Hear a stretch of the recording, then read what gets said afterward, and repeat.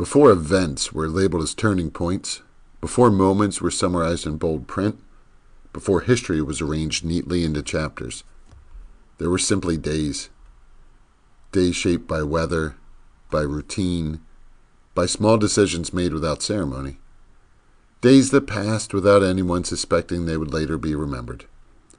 History rarely announces itself in the moment.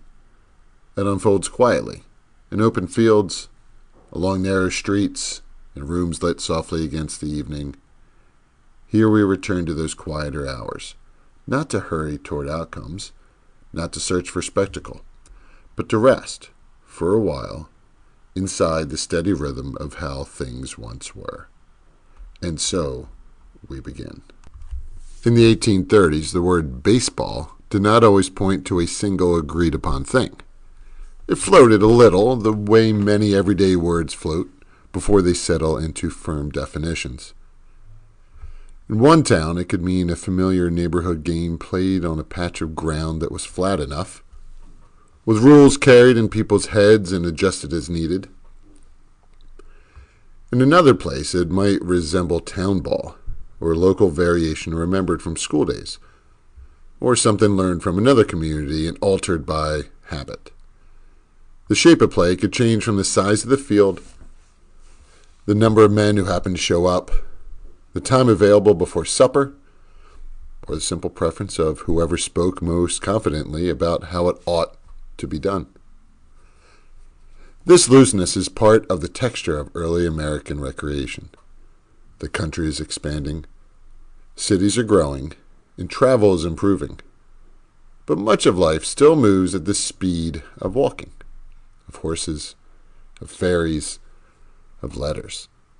Leisure exists, but it is not yet packaged and scheduled in the way later generations would recognize. A day's work can be physically demanding. And even for men whose labor is clerical or professional, the hours are long and the routines steady. When people gather to play, it is often because there is a pocket of time and a desire for movement, for company, for an afternoon that feels different from the rest of the week. On a suitable day, the setting can be simple, a meadow at the edge of town or an open common, or a broad lot that has not yet been built upon. The ground may be uneven. Grass can be high in places and worn thin in others. A breeze carries the smell of soil in nearby chimneys. Clothing is not designed for sport, but for daily respectability. Shirts and trousers, belts and suspenders, boots that are meant for streets more than sprinting. Coats may be set aside if the weather allows or worn away, because that is what a man wears when he leaves home. The equipment is humble too, and the humility shapes the game. Balls are handmade, stitched, and not always identical from one to the next. Bats can vary in thickness and length, shaped by local preference, and what a woodworker can produce. In many early bat and ball games, a runner might be put out by being struck with a thrown ball, a practice sometimes called soaking or plunging. It's easy to see why this existed. If you're playing without gloves on uneven ground with a ball that can be hard and unpredictable, catching cleanly is difficult. Throwing accurately at a base may be difficult too, especially if the base is a coat laid on the grass. Hitting a runner with the ball, harsh as it sounds, can feel like a practical shortcut in a rough and ready game. But practical shortcuts have a way of colliding and changing ideas about safety and decorum. As the 1840s approach, and as clubs begin forming in and around New York City, you can sense a shift. These are men who want exercise and fellowship, certainly, but they also want a game that can be defended as respectable. A sport that belongs to daylight and fresh air, not to brawling. A sport that can be played in public without embarrassment, in a way that looks orderly, even graceful, to passerbys. New York is not a quiet village. It is busy, noisy, and increasingly dense. Streets are crowded. The waterfront is active. Markets, shops, and offices draw people in and keep them moving. That environment, open space, becomes precious.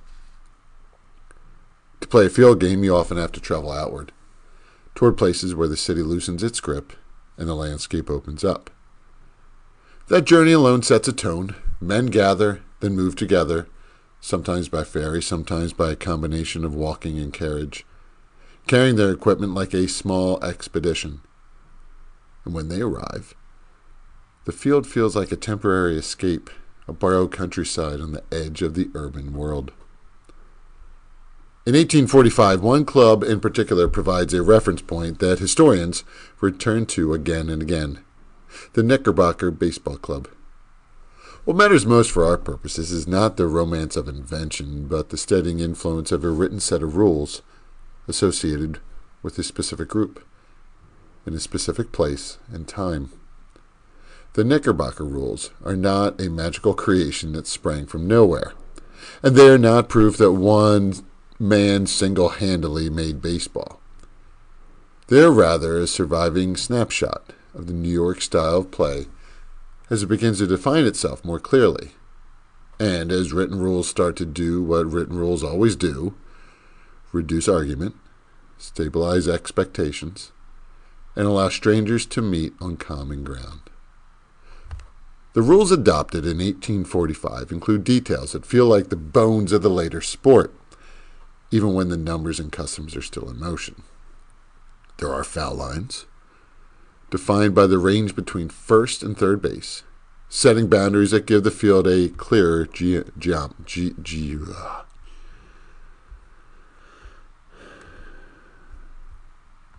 The rules adopted in 1845 include details that feel like the bones of the later sport, even when the numbers and customs are still in motion. There are foul lines, defined by the range between first and third base, setting boundaries that give the field a clearer geometry. There's a strong statement against throwing the ball at a runner to put him out. Instead, a runner is retired by being tagged or forced out of base, a change that quiets the rougher edge of earlier play and makes the game more defensible, as gentlemanly. There's also an early form of the one-bounce catch.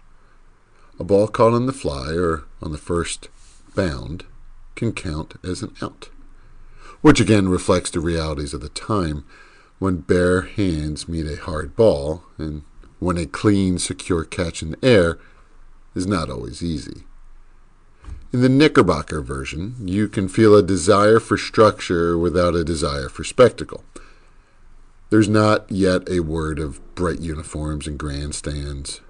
It is a world of clubs, of membership, of punctuality, of meetings, of notes kept in books. An umpire is appointed, conduct is observed, the game becomes, in its own modest way, an organized ritual of recreation. Not long after the rules are adopted, the Knickerbockers play a recorded match under them at the Hoboken's Elysian Fields in 1846. The location matters not because it is mythical, but because it is practical and scenic. Across the Hudson from Manhattan, the Elysian Fields offer open space used for leisure, with room for sport and for spectators who can stand at the edges and watch. The field itself would not look like a modern ballpark. It is broader, less fenced, less contained. The boundaries are more conceptual than architectural. The distance to retrieve a ball can be long. The outfield is not a manicured surface, but a living piece of ground. If you slow down and linger there, you can almost hear the small sounds that would fill the pauses. Shoes scuffing grass, light laughter between plays, the call of a bird, the low murmur of men waiting their turns. There is the sharp, satisfying crack when bat meets ball, and then the softer aftermath, the ball rolling, the sound thud as it stopped, the quick shout of a name as it is thrown back in. Without gloves, catching sting, hands are soft, as later commentators would say. and the ball taken cleanly is both soft skill and courage. The catcher in these years often stands farther back than a modern catcher would, because there is less protective gear, and because pitches are delivered underhand in a style meant to be hittable rather than deceptive. The underhand pitch is important to pause on, because the word itself is quieter than what it would later become.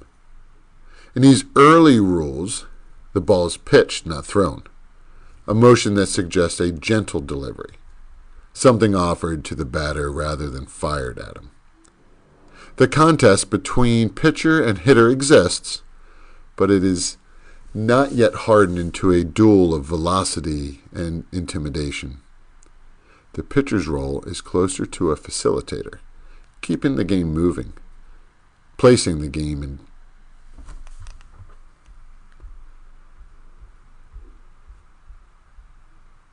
The pitcher's role is closer to a facilitator, keeping the game moving, placing the ball in play. Strategy exists, but it does not yet dominate the atmosphere. And the game length, too, is still searching for its most natural measure. In early rule sets, including the Knickerbocker rules, a game can be defined by a target score, a certain number of aces, or counts, rather than by a fixed number of innings. This has a different rhythm. It means that an afternoon can stretch or compress depending on how play unfolds. It also means that arguments about fairness can arise, because time at bat and the order of turns matter. A game that ends quickly on a scoring target may feel lopsided if the teams have not had equal opportunities. As more clubs form, these questions grow more pressing. The 1850s are a decade of multiplication. Baseball clubs appear in neighborhoods and nearby towns composed of men who take pride in their membership and the identity of their group. They arrange matches, and those matches require agreement. The difficulty is not that everyone disagrees about everything. The difficulty is subtler. Most players agree on the spirit of the game, but small differences in rules can change outcomes, and therefore can change tempers. One club may allow the one bounce catch as an out, while another prefers the stricter fly catch. One may still tolerate certain forms of rough retiring of runners, while another considers it unacceptable. One may measure distances by paces in a way that produces one set of base paths, while another lays them out differently. Even the shape of the diamond and how firmly it is defined can vary. When you play among friends, these differences are manageable. When you play outsiders, they become problems. So in 1857, representatives of New York area clubs meet in what is commonly referred to as a baseball convention, aiming to create shared standards. The mood of such a gathering is not the mood of revolution. It is the mood of clerks and professionals trying to agree on how to conduct a familiar activity without needless dispute. The goal is not to announce a new sport to the world, but to make it easier for clubs to meet and compete under rules that everyone recognizes. From this convention come decisions that settle into the game's later shape.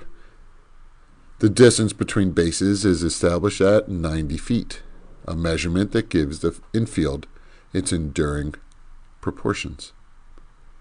The game is defined as 9 innings, shifting the rhythm away from a scoring target and toward a more predictable structure of turns. The pitching distance is set in a formal way as well, bringing further clarity to where players stand and how the field is arranged. These changes do not erase local traditions overnight, but they create a strong center of gravity. A club can now point to agreed rules. A match can be planned with fewer arguments. And perhaps, most importantly, for the quiet culture of these years, the game becomes more legible to spectators. When rules are shared, an observer can follow what is happening without needing constant explanation. The sport begins to feel like a community language rather than a private dialect. Still, even with conventions and printed rules, the atmosphere remains amateur and social. Baseball in those formative decades is woven into a broader culture of clubs and associations. Men join for fellowship, for exercise, for the pleasure of being part of something orderly. In matches, there may be dinners, speeches, toasts. Newspapers may take note, sometimes with a tone that suggests baseball is a healthy pastime for young men, an antidote to cramped city air and sedentary habits. The language used around the game often carries moral shading, vigor, health, manliness, discipline. It is sport as self-improvement, sport as respectable leisure. By the 1850s, images and descriptions of games show small crowds at the edge of fields, watching in an unhurried way. There is no roaring stadium. There is simply the open ground, the men in their positions, and the quiet pleasure of witnessing skill unfold slowly across an afternoon. A well-struck ball sends fielders moving at once, boots lifting damp grass, arms swinging for balance, voices calling out in brief bursts. A runner leans into a sprint, coattails shifting, breath visible on a cooler day. A throw comes in, not always straight, sometimes hopping along the ground, sometimes arriving late. And when an out is made clearly, there is satisfaction, not triumphalism, but the calm approval of a play done properly. As the calendar approaches 1860, baseball has become, at least in the New York orbit, more recognizable as a single game. It has a clear diamond, clear outs, clear innings, clear boundaries. Yet it still feels close to its earlier loneliness. It still depends on open space, on daylight, on the willingness of men to travel to a field and devote an afternoon to something that pays nothing except the pleasure of play. It is a pastime in the older sense of the word. Time passed together, time shaped by rules, time held gently away from work. And that is part one, prefers to rest. In the quiet years, when baseball is still learning to describe itself, not by myth or sudden invention, but by the slow work of clubs meeting one another, writing things down and choosing again and again a version of the game that feels fair, safe enough, and agreeable to play. Part 2, Clubs, Customs, and Afternoons Given to Play. By the early 1850s, the game that had once drifted loosely between neighborhoods was beginning, almost quietly, to gather itself into something more recognizable. Not suddenly, and not without any grand announcement, but through repetition, through afternoons that looked similar to one another, through clubs that met again the following week, and through the gradual comfort of shared expectations. The growth of baseball did not resemble a wave. It was closer to the widening of circles on still water. And like circles on water, the widening was not always even. Some weeks the game felt as though it might remain small forever, confined to familiar grounds and familiar names. And then, without any official turning point, it would appear in a new neighborhood or in a nearby town, or in the conversation of men who had watched once and decided they would rather play than simply stand at the edge. It helped that baseball did not require much to begin. A stitched ball, a bat, a patch of open ground, enough daylight to make the figures of fielders distinct against the grass. In an era when so much of life was shaped by expense, by time, by the permission of others, the game offered a simple kind of freedom. If you could gather, you could play. And gathering itself had a particular feeling in these years. Not a loud rally, but a quiet coordination. A note passed along. A word exchanged in an office stairwell, a promise made at the end of a workday when quotes were lifted from pegs and the mind began to loosen its grip on figures and ledgers. On some match days, the players arrived in twos and threes rather than as a full, confident procession. One man might appear a little late, apologizing with a brief raise of his hand, having been detained by a client or a family obligation. Another might arrive with a bat that had been repaired, the handle wrapped more tightly than before, as though the tool itself had been persuaded to keep serving a little longer. There's often a small moment before the first throw when the field felt unclaimed. Not empty exactly, because there were always signs of ordinary life around it, but unclaimed in the sense that it had not yet become the day's game. The grass stood undisturbed. The baselines were not yet imagined into existence. The diamond was still only a thought shared between men who knew how to make a space out of open ground. And then gradually the transformation happened. Steps measured, a heel pressed into the earth, a coat placed carefully to mark a base. Someone walked a line from first to second, then second to third, adjusting by a pace or two until the shape felt balanced. It was a quiet kind of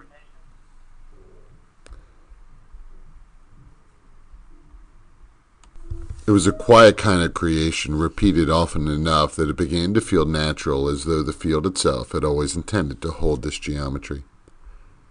Only after that did the game feel ready to begin. Sometimes a light wind crossed the grounds at this hour, and the ball would seem almost heavier when lifted. The hand, noticing the coolness in the leather, warm-up throws carried a particular sound in open air, the soft, clean smack of a catch, followed by the faint rustle of feet repositioning in the grass. It was not spectacle. It was preparation, and preparation done calmly and with care has a way of setting the tone for everything that follows.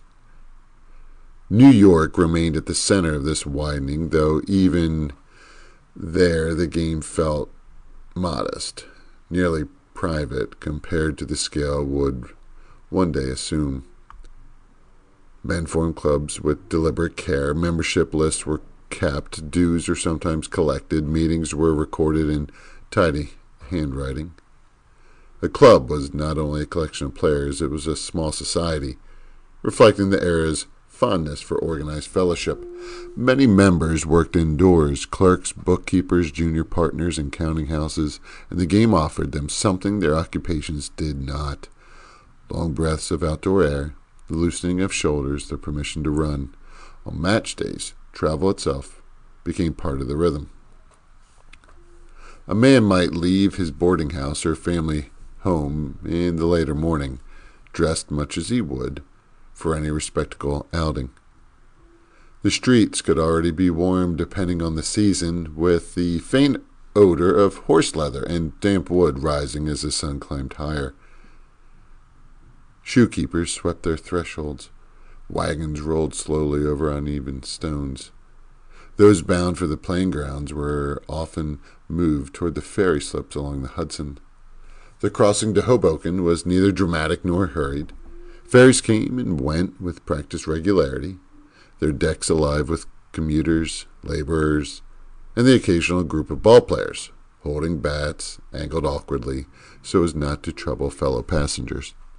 The river itself tended to moderate the air. Even in summer, there might be a small coolness above the water.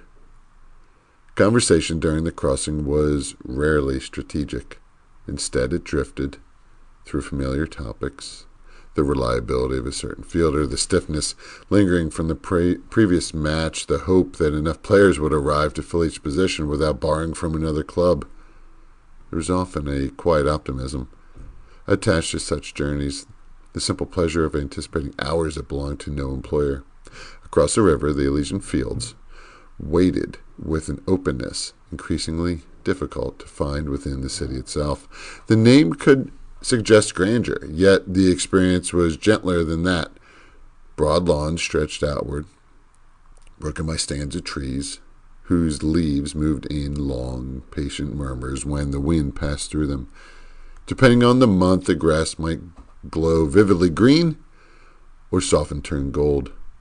Visitors strolled. Children wandered the edges. Carriages occasionally traced slow arcs along nearby paths. And scattered across their grounds were ball fields, not enclosed parks, but shared spaces, negotiated through courtesy and habit. Before play began, there was always a period of quiet arrangement. Bases were measured by pace steps. A heel marked the earth. Someone adjusted the alignment slightly, stepping back to consider whether the diamond appeared true. Coats might be folded carefully and set aside. Hats were placed where they could be found again without confusion. The ball itself, when produced, often drew a small circle of inspection. Its stitching mattered. A poorly unwound ball could tilt a match toward irritation. A good one promised cleaner play. When the game started, it did so without ceremony. There were no amplified calls, no formal introductions, only the pitcher, still delivering the ball in an underhand motion intended to invite contact rather than evade it, and the batter settling into readiness. The sound of the first clean stroke carried farther than one might expect. It was not merely loud, it was distinct, separating itself from the broader hush of the field. Fielders leaned forward. A runner broke toward first with a stride and balanced urgency and restraint, mindful of uneven ground. Bare hands met the ball with a firmness learned through repetition. Even the most practiced players felt the sting, though few remarked upon it. The culture surrounding these matches prized composure.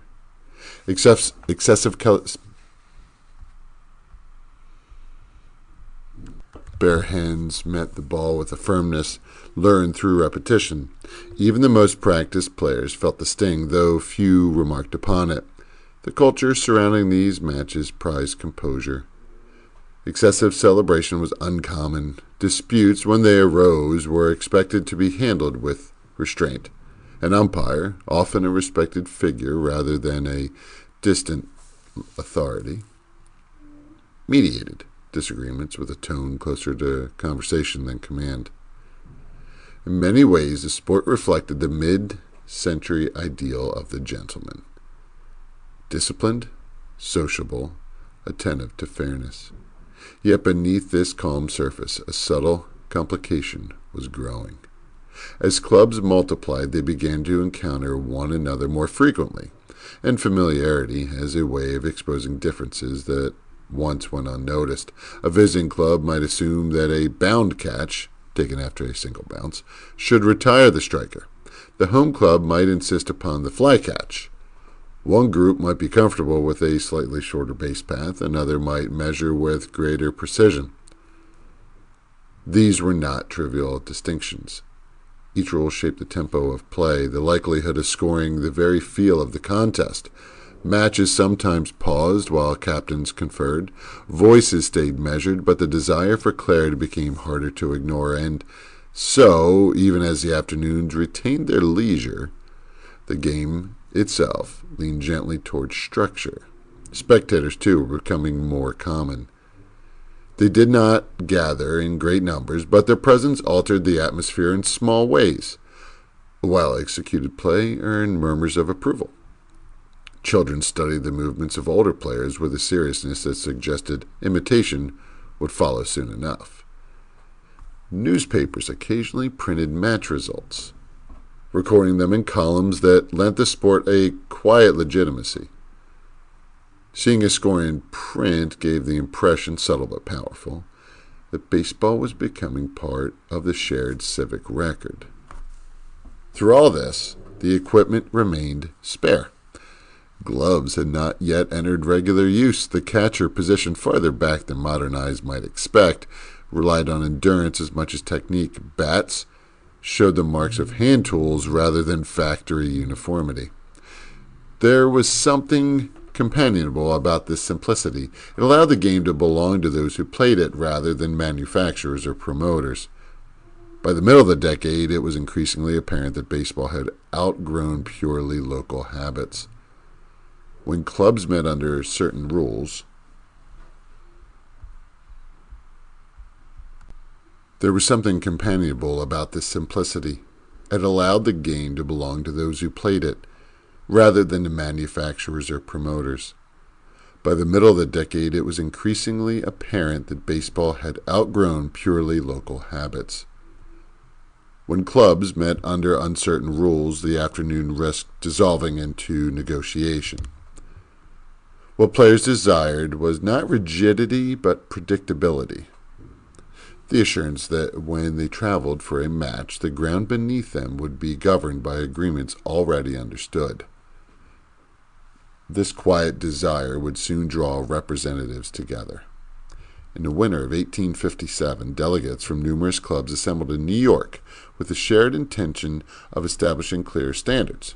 The gathering was practical in spirit. No banners proclaimed a new age. Instead, there were discussions shaped by experience, what worked, caused friction, what seemed fairest.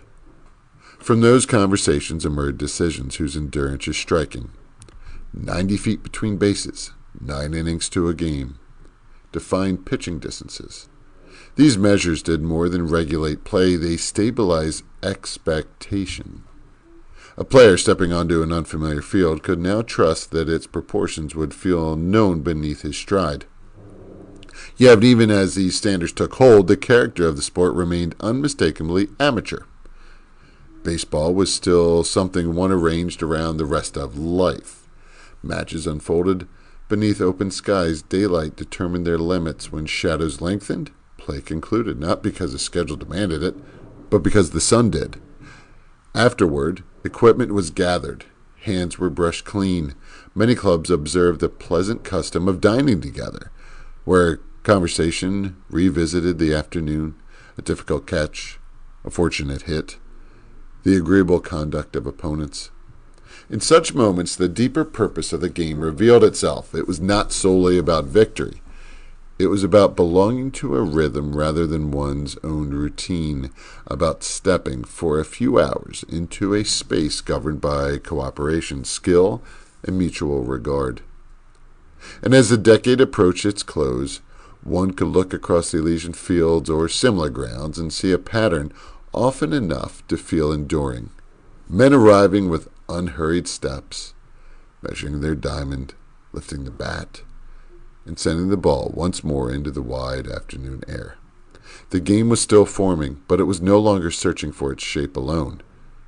It had found caretakers, and they, in their steady and courteous way, were carrying it forward. Part 3. When agreements take root. There's a particular stillness to winter gatherings, especially in a city accustomed to motion. Streets narrow beneath banks of snow that have been pressed firm by carriage wheels. Footsteps sound different, more deliberate, softened at the edges. Smoke rises steadily from chimneys, and daylight feels brief, as though the sun has made only a short visit before withdrawing again.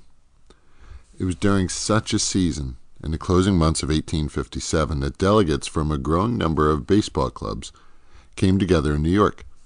Their purpose was not spectacle nor reform born of crisis, but something quieter, the wish to make the game easier to share. To make the game easier to share was, in its own small way, to make it easier to belong. Because whenever people agree on rules, they are doing more than settling arguments. They are deciding what kind of experience they want to have together. They are choosing, often without saying it plainly, what they will allow and what they will refuse. In the earlier, looser forms of bat and ball play, the game could be shaped by whoever spoke with the most confidence. That could be harmless when everyone knew one another. It could even be charming, a kind of local flavor. But once clubs began traveling, once names and reputations moved beyond a single neighborhood, confidence alone was no longer enough. A visiting team wanted to know before it stepped onto the grass that the afternoon would not be consumed by negotiation. And a home club wanted to know that its own habits would not be challenged at every inning, as though the game were a debate rather than a shared pleasure. So in those winter conversations, there was a quiet turning away from the idea that tradition could remain personal. Not because personal tradition was wrong, but because the game had outgrown the boundaries that kept those traditions comfortable. It is easy to imagine the room holding a certain kind of patience. Not the patience of boredom, but the patience of people who care enough to talk until the shape feels right. They would have known, even if only faintly, that agreement is a fragile thing. If you push too hard, it breaks. If you not push at all, it never forms. And so the decisions that emerged were the kind that could endure. Not perfect, perhaps, but workable. Workable is often the true beginning of permanence. Once you fix a distance, you fix a rhythm. Once you fix a length of game, you fix an arc. And once you fix both, you give the afternoon a reliable shape that people can return to again and again. There is comfort in that kind of reliability. In a world where much is changing and where the future often feels louder than the past, a game that holds steady can feel like a small promise that some things, at least, can be counted on. By now, baseball had been played often enough between clubs that its small inconsistencies had begun to show themselves with greater clarity. A match arranged with goodwill could still drift into uncertainty if each side carried slightly different assumptions onto the field. What distance should separate the bases? How long should a game properly last? Which catches ought to retire the striker? Questions such as those were not dramatic, yet they lingered. Lingering questions tend to gather weight over time. Inside the meeting room, likely warmed by coal heat that ticked faintly within iron stoves, the men who assembled would have looked much as they did on any respectable business day. Coats brushed clean of snow, gloves folded, tucked away, hats placed neatly upon arrival. Conversation at first low and cordial, shaped by familiarity among some and polite introduction among others. Many of these men were accustomed to orderly proceedings. Clubs kept minutes. Societies adopted resolutions. There is comfort in procedure, especially when the subject at hand is something valued but not urgent. Baseball, after all, was still a pastime. Cherished, certainly, but not yet burdened by commerce or public expectation. And so they spoke carefully. Out of these discussions came decisions whose quiet endurance is striking. The space between bases would be fixed at 90 feet, far enough to reward a well-struck ball, yet close enough to invite the possibility of an out. The contest itself would unfold across 9 innings, granting each side a balanced measure of opportunity. Distances for the pitcher were described with greater precision, lending the field a geometry players could trust, even when traveling beyond their home grounds. It is tempting, from a later vantage, to view such agreements as inevitable. Yet at the time, they represented a collective act of patience, a willingness among independent clubs to yield a little autonomy in favor of shared understanding. Once adopted, these standards did not transfer the game overnight. Change rarely behaves so abruptly. Instead, the rules settled gradually into practice, like stones placed one by one into a riverbed, shaping the current without announcing themselves. When spring returned and the grounds grew playable again, clubs stepped onto fields that felt subtly more familiar even when the surroundings were new. Imagine an early season afternoon. The air retains a mild coolness, and the grass is still waking from winter's long restraint. Players arrive, layered in heavier cloth than they will by midsummer, some pausing to warm their hands before the first throws. Now when bases are paced, the count carries shared meaning. 90 feet is no longer merely an estimate, but an expectation. The diamond begins to assume the proportions that will endure for generations, though no one present can fully sense that future. The innings, too, shape the day differently. Instead of playing a fixed tally of runs, a method that might shorten or stretch a match unpredictably, 9 innings offer a steadier rhythm. There is a time for recovery after a difficult start, time for momentum to change direction. The afternoon feels structured without becoming hurried. Pitching remains underhand, the motion smooth and almost pendular. The pitcher's role is still one of invitation rather than deception.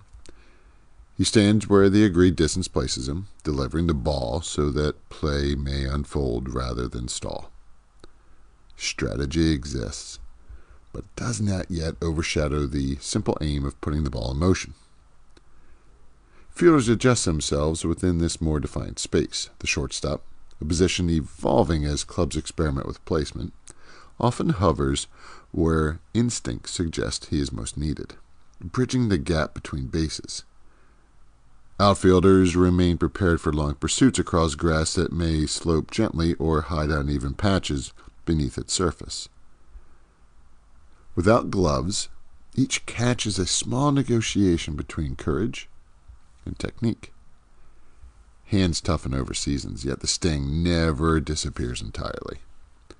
Players seldom remark upon it. Endurance is simply part of the afternoon. Spectators continue to gather in modest numbers. A few lean against carriage rails. Others stand in loose clusters, shading their eyes when the sun climbs higher. Conversation drifts between observation and everyday matters. Business prospects, neighborhood news, the promise of warmer weather ahead. From time to time, a well-matched contest draws greater notice. Newspapers, attentive to the city's growing appetite for organized recreation, print summaries that lend the sport a quiet legitimacy.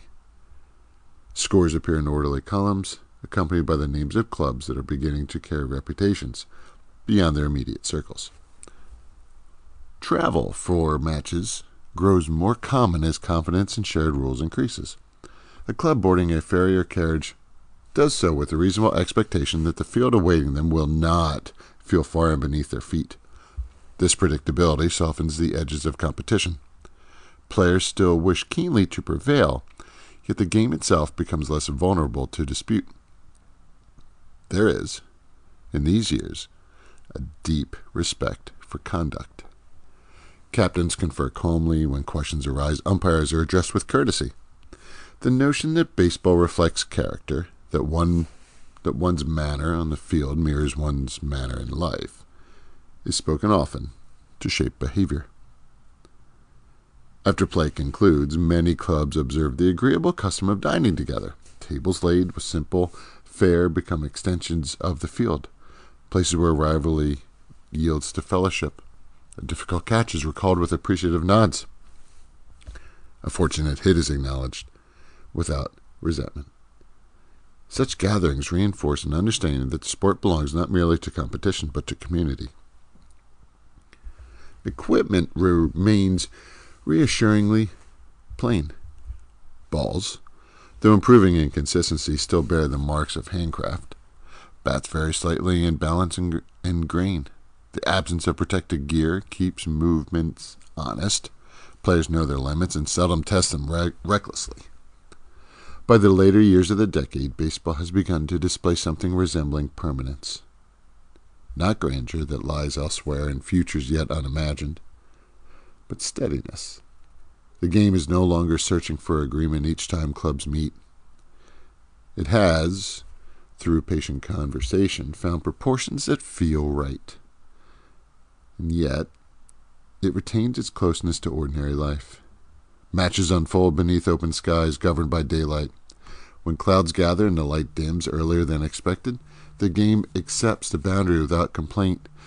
Seasons guide the calendar. Summer brings longer evenings, and with the gentle luxury of extended play. Across fields like the Elysian Grounds, and others scattered through the region, one can observe the same reassuring sequence: arrival, measurement, warm exchanges, the first pitch ball, the widening arc of the afternoon. and finally the quiet dispersal as shadows lengthen. Nothing about it is hurried. Nothing insists upon attention beyond the moment. The men who care for the game do so not as architects of national institutions, such a thought would have felt distant, but as custodians of an activity that enriches their days. They refine it because refinement makes fellowship easier. They agree upon distances because shared space invites better play. And so, by the threshold of the 1860s, baseball rests in a state of calm maturity. It is organized but not rigid, competitive but not severe, popular yet still intimate enough that a newcomer might be welcomed with a handshake and a brief explanation of the ground rules. If you were to stand at the edge of one of these fields near sunset, you might watch the final inning conclude beneath a sky turning gradually toward amber. The ball, slightly darkened by use, is tossed once more toward the pitcher. A last out is recorded. For a moment, there is only the sound of breathing, settling, and distant carriage wheels tracing their patient routes home. Coats are lifted, hats replaced. Plans are made for the next meeting, the next agreeable afternoon. The field, released from its temporary purpose, returns quietly to the landscape. And the game, now steady in its dimensions, calmer in its agreements, continues forward, carried not by urgency, but by the simple, enduring pleasure of play. Part 4. A game settles into itself. In the closing years of the 1850s, baseball moved with a steadiness that might have been difficult to notice in the moment. There were no declarations that the game had reached maturity, no ceremonies to mark its progress. Instead, change revealed itself through repetition, through afternoons that unfolded with familiar rhythms, through distances measured without debate, and through the quiet assurance that when clubs met, they were speaking the same language of play. Spring arrived each year with a patience that felt almost instructional. The ground softened gradually, releasing the stiffness of winter. Mud lingered in low places, and careful footsteps were sometimes required when laying out the diamond for the first matches of the season. Early breezes carried a lingering coolness, and players often began the day with their coats still buttoned, shedding them only after movement warmed the body. By now, the proportions of the field had grown comfortably recognizable. 90 feet from base to base allowed the runner just enough hope to test his stride, while giving the fielder a fair opportunity to answer with skill. The space between pitcher and striker created a corridor of expectation, long enough for the eye to follow the ball's approach, yet short enough that play remained immediate. No one paused to admire these measurements as innovations. They simply worked. And because they worked, they endured. And because they endured, they began to do something else. They began to fade into the background. That is what the most successful rules often do. They stop being noticed. They stop being discussed. They become, instead, the quiet floor beneath the experience, the thing you stand upon without thinking about it. A man running from first to second did not need to wonder, in the middle of his sprint, whether the distance had been set fairly. He could simply run. A fielder, watching a runner's lead, did not have to measure the gap with doubt. He could trust his sense of timing. Even the spectators, standing at the edge of the grass, benefited from this stability because it allowed them to follow the day without being drawn into explanation. When the background holds steady, the foreground becomes clear. The foreground in baseball is always movement.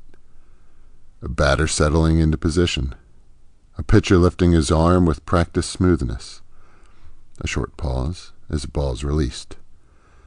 Then the small burst of sound as it meets the bat, an immediate scattering of bodies across the open ground.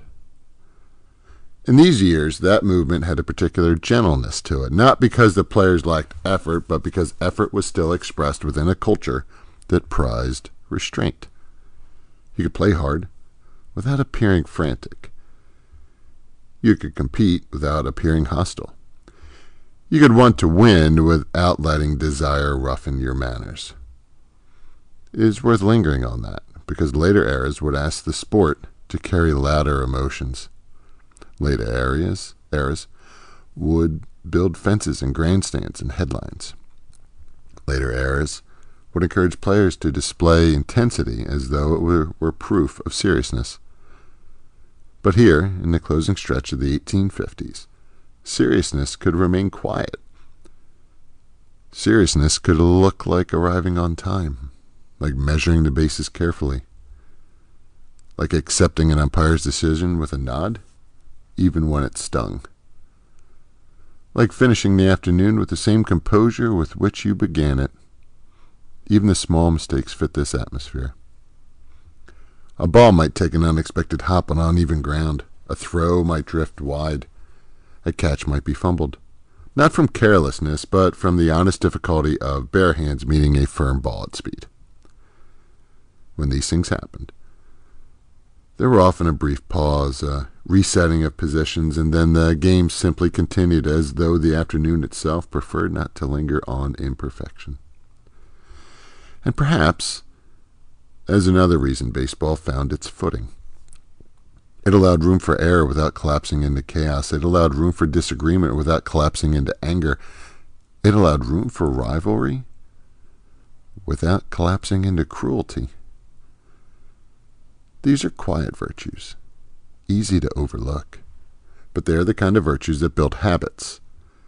And habits, repeated over seasons, become traditions that outlast the people who first practiced them. So when you say the game was ready, it is not only the geometry you are describing. It is the feeling of a shared afternoon that can hold steady. A pastime that has learned how to be itself. The clubs themselves have become more than casual associations. Many carried identities shaped by routine gatherings, recorded minutes, and an understanding that membership implied both privilege and responsibility. A man who joined did more than play. He agreed, in a quiet sense, to uphold the conduct that allowed the sport to remain orderly. There is something assuring about such order, especially in a nation that was otherwise moving quickly, rail lines extending, cities swelling, industries gaining momentum. Against this backdrop, baseball offered a counterbalance, an activity governed by rules that did not change overnight, played on fields that asked only for daylight and goodwill. On match days, travel had grown more purposeful, but never hurried. Ferries still crossed the Hudson with steady regularity, their decks carrying clerks released from ledgers, merchants freed from counters, and apprentices grateful for a half day spared from routine. The river air freshened the lungs. Conversation, as always, wandered easily. Part anticipation, part recollection of earlier contests. When the grounds came into view, players often noticed first the color of the grass, the angle of the light. These details mattered more than one might suppose. A bright afternoon promised truer visibility. A lowering sky suggested the need to keep the game moving with gentle efficiency. Preparation followed a sequence now so familiar that little instruction was required. Bases were paced with confidence. The pitcher marked his place almost by instinct. Fielders spread outward, adjusting their positions by small degrees until the arrangement felt balanced. The ball, still hand-stitched, still bearing the subtle irregularities of craft, passed from palm to palm during warm-up throws. Each exchange restored the quiet knowledge that this simple object would guide the afternoon. By this point in the game's development, the 9-inning structure had begun to shape not only matches, but expectations of time itself. Players sensed, even without looking toward the sun, how far the day had progressed. Earlier innings carried the freshness of arrival. Middle frames settled into a working rhythm. Later ones asked for steadiness as fatigue crept gently into the legs. Yet, fatigue was rarely spoken of. To mention it too readily might have seemed discourteous, as though one were unwilling to grant the game its full measure of attention. Pitching remained underhand, the motion fluid and almost pendular, like the steady swing of a clock's weight. The purpose was still to invite action. Deception belonged less to this era than cooperation, a shared understanding that the game flourished when the ball was struck and fielders were set into motion. Without gloves, those fielders cultivated hands both resilient and careful. A catch taken cleanly drew quiet approval, sometimes accompanied by a brief nod rather than applause. Errors, too, were absorbed with composure. The culture of the sport leaned toward restraint, encouraging players to carry themselves as they might in any respectable company. Spectators gathered in modest clusters, rarely so numerous as to overwhelm the field. Some arrived with folding stools. Others stood comfortably for hours, shifting their weight now and then as shadows changed direction. Children studied the movements of their elders with concentrated interest, rehearsing them later in smaller games of their own. From time to time, a breeze crossed the grounds, bending the grass in slow waves. Voices softened instinctively during such movements, as though the field itself had asked for a quieter tone. Newspapers continued to record results, and with each printed line the game seemed to root itself more firmly in public awareness. To see a club's name set in type gave a pleasant sense of permanence, suggesting that these afternoons were part of a story extending beyond the field. Still, the sport remained unmistakably amateur. No admission gates stood waiting. No uniforms sought uniform perfection. Players dressed in garments suited to the day rather than to spectacle. What mattered was not display, but participation. After a closely contested inning, captains might confer briefly with the umpire. Their conversation, measured and respectful, disagreements occurred, certainly, in any game that asks for judgment invites them, but they were expected to resolve without raising the temperature of the afternoon. When matches concluded, there was seldom a rush toward departure. Equipment was gathered unhurriedly. Hands were brushed free of dust. A final glance often traveled across the diamond as though committing the arrangement to memory until the next meeting. Many clubs continued the agreeable custom of dining together. Indoors, removed from the wide sky, conversation revisited the day's small turning points. A runner who judged the distance perfectly, a fielder who recovered with admirable speed, a striker whose patience shifted the contest momentum. Such recollections were often generously, for praise given to an opponent, reflected well upon the speaker. As the decade approached its close, one could sense that baseball had settled into a durable form. It was organized, without becoming rigid, competitive, without surrendering its courtesy. The distances felt right beneath the stride. The innings carried a satisfying symmetry, yet perhaps its most defining quality was the absence of urgency. The game did not press forward, demanding attention. It waited, confident that those who loved it would return. Late in the season, when summer warmth softened toward autumn, matches often unfolded beneath a gentler sun. Leaves hinted at turning. The air carried that faint clarity which arrives before colder weather sets its terms. Outfielders tracked long hits against skies washed pale by the season's change. And then came the gradual close of play for the year. Fields rested again. Grass reclaimed the paths worn by runners. The diamond dissolved back into open ground, leaving little trace beyond memory. But memory was enough. For when spring returned, as it reliably does, men would gather once more with bats and stitched balls, measuring their 90 feet with practiced steps, ready to pass another afternoon within the quiet geometry that they helped shape.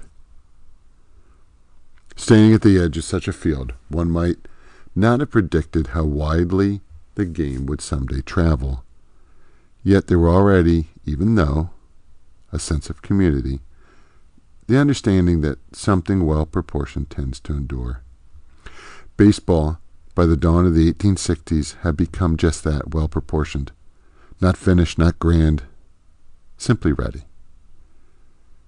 And so it rested there, at the threshold of a new decade, carried forward by habit, fellowship, and the enduring pleasure of a ball sent gently into motion beneath an open sky.